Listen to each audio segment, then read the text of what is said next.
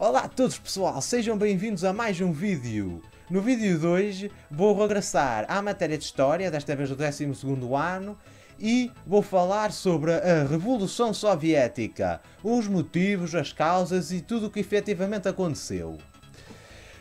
Por isso espero que partilhem o vídeo ao máximo com os vossos amigos, colegas e professores, deem like e subscrevam o meu canal, que já passou dos 100 e muito vos agradeço por esse marco. E como vocês também podem ter visto, se estão mais atentos, o fundo, isto é, toda a minha arte que tenho por trás de mim quando eu estou agora a falar também mudou. Agora a minha estante tem certos elementos que apontam para a história. Uma história literária, que é, como vocês aqui podem ver, estes livros, estas obras históricas, e depois alguns objetos como por exemplo um veleiro espanhol do século XVII, os tanques da Segunda Guerra Mundial, os aviões da Segunda Guerra Mundial, os bonecos templários e o globo, e ali 2 diplomas de participação num projeto em que eu participei. Posto isto, siga para o vídeo. Ora bem pessoal, mas para a gente percebermos a Revolução Soviética, verdadeiramente temos de perceber como é que era a vida da população russa e a sociedade russa antes das revoluções, que vão ser 2 e eu vou-vos explicar tudo. Ora bem, para começar, a Rússia era governada de forma autoritária e autocrática pelo czar Nicolau II. Era um sistema de governo muito semelhante ao sistema do antigo regime europeu. Como vocês sabem, que nós tivemos grandes reis a governar, como por exemplo Luís XIV, que eram soberanos que se consideravam deuses e que tinham sido escolhidos por Deus para exercerem as suas funções administrativas dos reinos. Na Rússia acontece exatamente a mesma coisa, só que em vez de termos um rei, temos um czar. E o czar Nicolau II foi o último czar que existiu na Rússia. A sociedade era estratificada e hierarquizada, exatamente igual à sociedade dos restantes países europeus, sendo que tinham como classes privilegiadas o clero ortodoxo e a nobreza. Mais uma vez temos aqui como as classes privilegiadas, temos o clero, que faz parte da religião ortodoxa, que na Rússia não há o catolicismo, há o cristianismo ortodoxo, e a nobreza, que faz o exercício das armas. E o povo trabalhava para o sustentar e ainda pagava uma forte carga de impostos, como exatamente igual até aqui, exatamente igual ao antigo regime europeu. A economia de base não podia deixar de ser era a agricultura. Como não podia deixar de ser, como eu agora disse, a economia de base era a agricultura, a indústria era muito pouco desenvolvida, eu vou-vos dizer aqui mais à frente, ocupava cerca de 2% do PIB russo. A agricultura era bastante atrasada e rudimentar, as terras pertenciam ao clero, à nobreza e ao czar, e, mais uma vez, o povo tinha de pagar o imposto de ter as terras, de as cultivar. A burguesia era muito reduzida, isto é, a burguesia, a classe burguesa dos grandes mercadores, era muito reduzida, isto é, não existiam em grande número, e a indústria tinha um peso de cerca de 2% no PIB russo, como eu já vos acabei de dizer.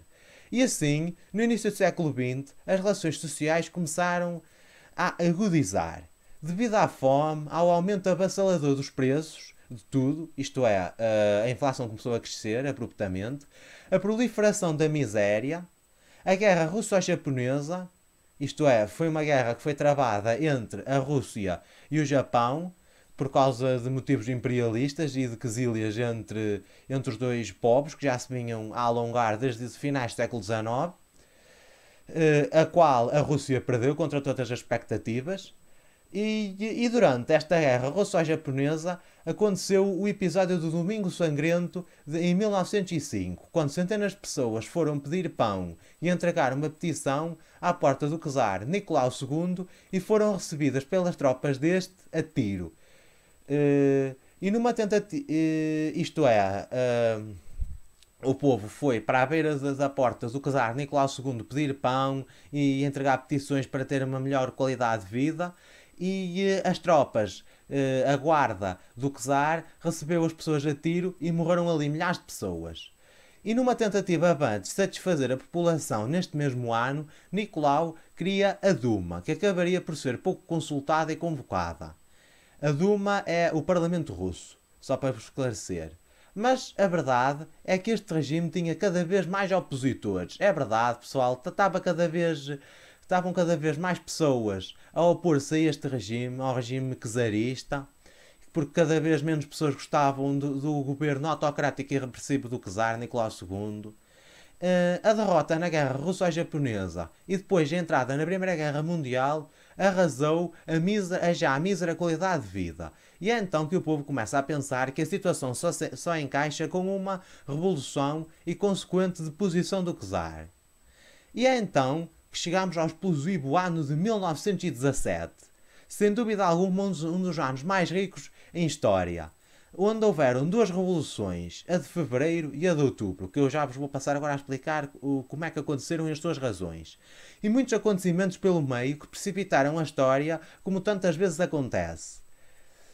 Assim sendo, num ambiente de oposição ao czarismo, na capital do Império, que era Petrogrado, ex-São Petersburgo, eles decidiram mudar o nome da capital de São Petersburgo, que era muito alemã, que era um nome assim muito germânico, e como vocês sabem, a Rússia entrou na guerra contra a Alemanha, eles decidiram mudar o nome da capital para Petrogrado. E entre 23 e 27 de fevereiro realizaram-se grandiosas manifestações de mulheres, acompanhadas de inúmeras greves, sendo que todos os revoltosos estavam reunidos numa organização que era o Soviet, e nesta associação incitava-se ao derrubo do czar, sendo que a adesão dos soldados desta associação resultou no assalto ao Palácio de Inverno. E sem qualquer tipo de apoios, Nicolau II abdicou a 2 de março. É para vocês verem, pessoal. A revolução foi feita entre 23 e 27 de fevereiro e o czar abdicou logo a 2 de março. Portanto, é para vocês verem como ele era mal visto na Rússia e como tinha o poder de muito poucas pessoas, exceto os latifundiários, dos quais e dos clérigos e das pessoas mais poderosas, dos quais eu vou falar mais aqui à frente, por outros motivos. A Rússia passa a ser uma república a partir deste dia 2 de março. Formou-se um governo provisório comandado primeiramente por Lvov e depois por Kerensky.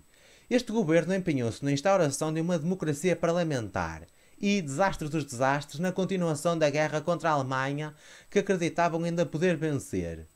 Isto é, eles em vez de tirarem a Rússia da guerra, não. Decidiram manter a Rússia na guerra contra a Alemanha, porque pensavam que ainda podiam ganhar alguma coisa, mas a verdade é que não. A Alemanha estava muito melhor preparada do que a Rússia para uma guerra. E então, aqui já o governo destes dois senhores começa a ser posto em causa e começa a ser questionado. E começa aqui a ser, e são aqui lançadas as sementes do que viria a ser a Revolução de Outubro. Ora bem, e foi assim que este governo começou a perder popularidade. E começou a ser planeada outra revolução, com toda a Rússia a encher-se de sovietes, que contavam com representantes dos soldados, marinheiros, camponeses e operários. É verdade, pessoal, estes 4 grupos contavam com representação nos sovietes locais, por toda a Rússia, e os sovietes eram controlados pelos bolcheviques, que era a facção mais radical do Partido Social Democrata Russo. E ganharam uma imensa dinamização desde a chegada de Lenin à Rússia, que defendia a retirada da Rússia da guerra o mais depressa possível e prometia ainda dar pão a quem estivesse na miséria e terras, tirá-las à nobreza e ao clero e disponibilizá-las ao povo.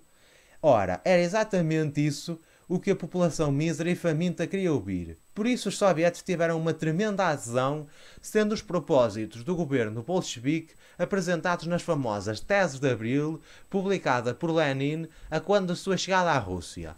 Enfim, estava aberto o caminho para uma revolução bolchevique, sendo a situação na Rússia verdadeiramente explosiva. É verdade, pessoal, entre fevereiro e outubro viveu-se quase uma dualidade de poderes, pois, na teoria, estava o governo republicano provisório no poder, mas na realidade os bolcheviques e o governo bolchevique era quem era verdadeiramente apoiado pelo povo e, como nós sabemos, mais cedo ou mais tarde o povo acaba por ganhar sempre. E então, entre 24 e 25 de outubro, Petrogrado foi palco de mais uma revolução. Os guardas vermelhos, que são as milícias comunistas, controlam pontos estratégicos da cidade, assaltam novamente o Palácio de Inverno e derrubam o governo provisório. O segundo Congresso dos Sovietes entregou o poder ao Conselho dos Comissários do Povo, os bolcheviques, e Lenin ficou com a presidência do país, isto é, ficou a governar o país, Trotsky ficou com a pasta da guerra e Stalin com a das nacionalidades. E assim entrava em circulação o primeiro governo comunista da história. É verdade, pessoal, este foi o primeiro governo comunista que houve em todo o mundo. E começou ali a entrar em ação. Vamos ver como é que isto vai acabar. E, ora bem, pessoal, com a entrada deste novo governo de cariz comunista, vamos agora entrar noutra parte do vídeo, que é a cimentação do regime comunista, do sistema comunista na Rússia. Ora bem, com a entrada do novo governo, entraram em circulação inúmeros decretos revolucionários que davam o que o povo realmente queria, que era pão, paz e terra. O controle das fábricas aos operários.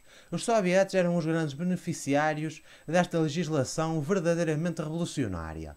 Daí que se diga que os primeiros tempos da Revolução foram vividos sobre a democracia dos soviéticos, que é o povo russo, basicamente. Todos aqueles que contribuíam para que a sua voz fosse ouvida nos soviéticos locais. Em Brest-Litovsk, com a direção de Trotsky, a Rússia assinou com a Alemanha uma paz separada e perdeu a Polónia, a Ucrânia e as províncias bálticas e a Finlândia, o que representou 1/4 da sua população e das suas terras cultiváveis e 3/4 das suas minas de ferro e carvão. Foi, portanto, uma paz desastrosa, mas necessária, como Lenin mais à frente haveria de admitir. Os proprietários e empresários retardavam a aplicação dos decretos revolucionários e o regresso de cerca de 7 milhões de soldados à vida civil, com uma fraca reintegração, a persistência da miséria e da inflação contribuiu para uma estagnação de apoio popular à causa bolchevique. As coisas não estavam a correr assim como os russos bem queriam e como os russos tão desejavam. Tanto que em finais de novembro, nos resultados para a Assembleia Constituinte, criada pelo governo provisório, que veio substituir a Duma, os bolcheviques contaram apenas 25% dos votos. Todo este conjunto de situações haveriam de resultar numa guerra civil que matou cerca de 10 milhões de seres humanos, com a grande maioria a morrer de frio, fome e doenças. Isto é, houve uma guerra civil entre o exército vermelho e o exército branco. O exército vermelho é o exército bolchevique. E o exército branco era o exército dos países capitalistas apoiados por países como Estados Unidos e Japão, que não queriam que o bolchevismo se ingrasse na Rússia, com medo de chegar aos seus países. E então, no campo de batalha, fazia-se uma luta entre o exército branco, constituído por ex-czaristas também, nobres, clérigos e contingentes americanos, franceses, ingleses e japoneses, com vista a evitar a expansão do bolchevismo para os seus países. Contudo, apesar dos grandes financiamentos, o exército vermelho ganhou, em grande parte por causa do medo do povo russo de voltar a viver sobre a alçada do Império Czarista e também por causa do bem organizado e disciplinado exército que tinham. Isto é, os vermelhos ganharam e agora vamos ver como é que Lenin vai organizar o país numa segunda parte do vídeo que eu irei publicar daqui a uns tempos. Fiquem atentos ao meu canal, subscrevam, ativem o sininho, que é para quando a segunda parte sair vocês saberem logo. E espero que fiquem bem, espero bons estudos, espero que este vídeo vos ajude e até à próxima. Tchau!